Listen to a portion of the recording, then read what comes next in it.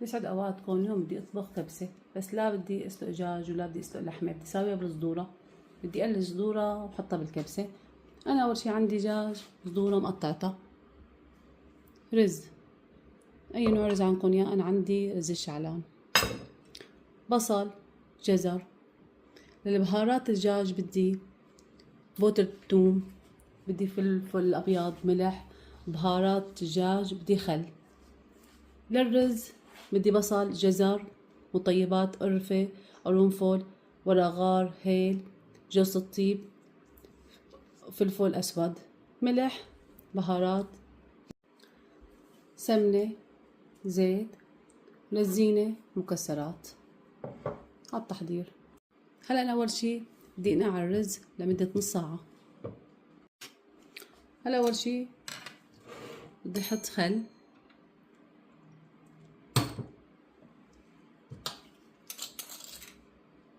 معلقة ملح،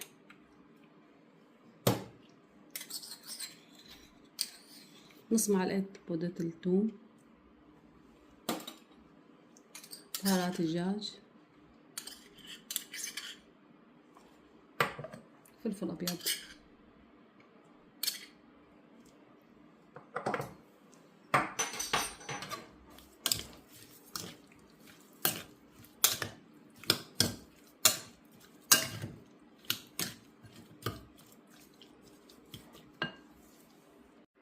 هلا قطعت البصل والجزر وبرشت بندوراي. هلا حطيت زيت بالطنجرة، حنزل البصل،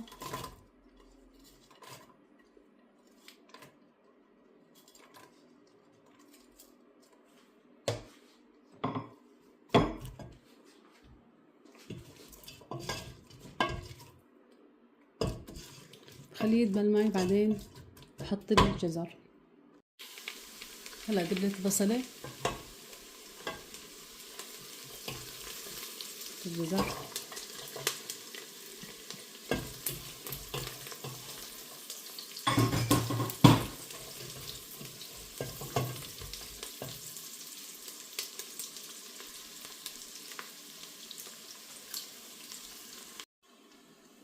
هلا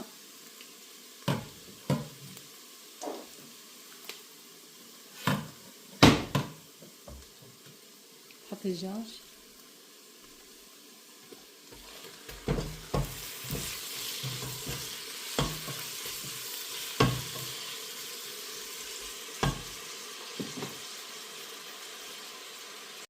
هلا هيك بغطي عليهم لخليهم يستووا. هلا بنحط المطيبات،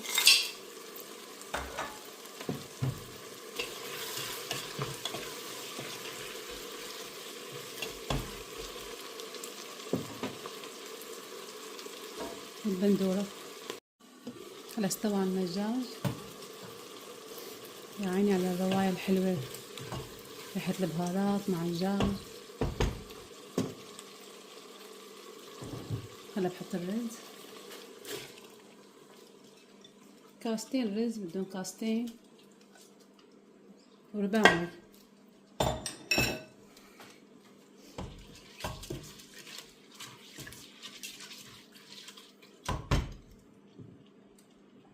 لون بهارات الكبسة،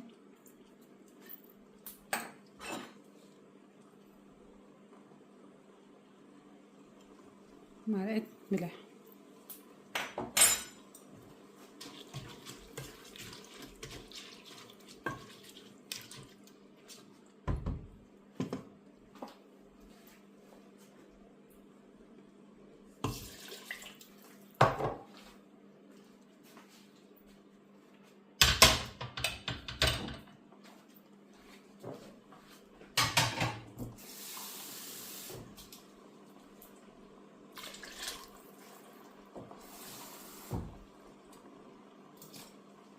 هي كاستين وربع مي،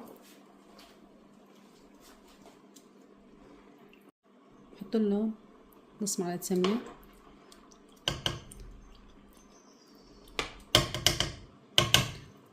بس تنشف عندي المي بخليه على النار هادية لمدة 10 دقايق. هلا حشوف الرز استوى.